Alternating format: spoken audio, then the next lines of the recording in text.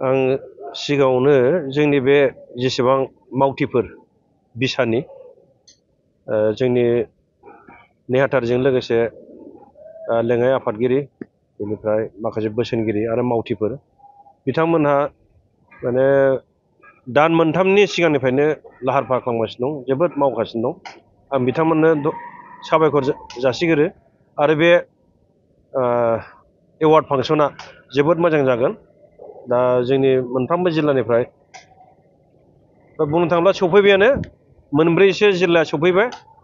दा बिथांमोनहा फेस खालामगासिनो दङ आरो बेनिफ्राय जोंनि गाहाय आलासि गभर्नमेन्टनि कलापुरि बिथाङाबो थाम थिम जागासिनो दं फैनो थाखाय। गुवाहाटियाव 2 बाजियाव सफैगोन। दा बिथांखौ आजावनो थाखाय थाम थिम खालामगासिनो दं। जोंनि बर' ट्रेडिसनेल मोसानायखौ लानानै आरो बे फांसना जोबोद मोजां जागोन, माने आब्रुथिखौ लाखिनानै जोङो मोजाङै मोजां खुंफुंगोन। आरो जोंनि दानि गभर्नमेन्टनि जेसेबां दैदेनगिरि बिथांमोन दं बिथांमोनहाबो फैगोन।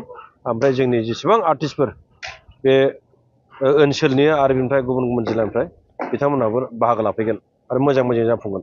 माबायदि सेटिसफाइडआथ' मोजां सेटिसफाइड खालामनांगौथ' गोबां रां नांगौ। जों जेसेबां रां मोन्दों जों बेजोंनो माने मोजां खुंफुंगोन, गोजोनै खुंफुंगोन। बान्थाफोर होनाय जागोन नामा? बान्थाखौ मोजाङैनो होनाय जागोन। बे बान्थाखौ बिटिसि गभर्नमेन्टआ स्पन्सर खालामदों आरो बेनिफ्राय एसे जानाय लोंनायनि खरस बिथांमोनहा बानदों। बे मोजां खुंफुंथारगोन आरो मोजाङैनो। खैथासो केटेगरियाव होयो?